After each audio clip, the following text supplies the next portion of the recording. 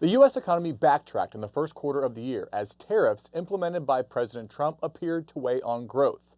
Sylvan Lane, business editor here at The Hill, joins us to discuss.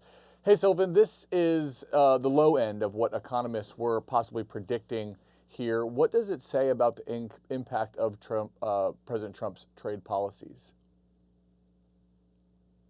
So the size of the drop that we saw in GDP growth is almost entirely due to businesses in the United States preparing for Trump's tariffs to really take effect. What we saw was a huge increase in imports, which take away from the calculation of GDP. The idea is American money is going abroad to buy foreign products, so it takes away from GDP calculations. Now, the rest of the numbers reflecting what's going on in the domestic economy looked pretty good for the most part, but the import surge really took a big chunk out of the overall number. What did we learn about consumer spending? Are people tightening their belts to deal with this uncertainty? So consumer spending still did increase in the first quarter, but not by nearly the same rate that it rose in the fourth. That says to economists that while Americans are still feeling somewhat okay about the economy and most aren't making any drastic decisions yet, there is certainly a heightened level of concern and awareness of where the economy could be going. There has been this looming fear that we could be headed for a recession. Do these numbers give us any clues on that front? So numbers like the GDP report and the jobs report, which is coming out Friday, they always tell us more about where we've been than where we're going. But most of the economists that we've seen analysis from and that I've spoken to today say that this pretty much paints a picture of what we've been seeing over the past few months.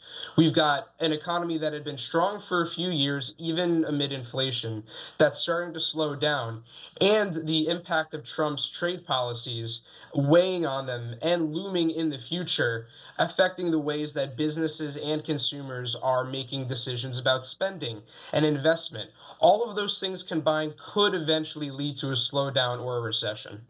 You talked about some of these numbers reflecting moves that were made by businesses to get out in front of the tariffs that the Trump administration has implemented. What are you going to be watching for over the next week, month, to give you an indication of like what happened after they were implemented? Certainly. So, what we're going to be looking forward are things like gauges of manufacturing activity in the United States. The big indicator right now is what's going on at the ports. Right now, there are lots of empty docks, especially at West Coast ports, which handle a lot of traffic from China. So, we're going to be looking at a lot of data from the private sector economy to see how these tariffs are really shifting the decisions by businesses of where they're getting goods, the availability of what consumers can find on shelves. Things like that are going to tell us a lot immediately about how Trump's tariffs are impacting the economy. And then in a few months, we will start to see maybe an impact on prices via inflation reports or even an impact on certain industries via the jobs report. All right, we're going to leave it at that. Thank you so much. The Hills, Sylvan Lane. Thank you so much.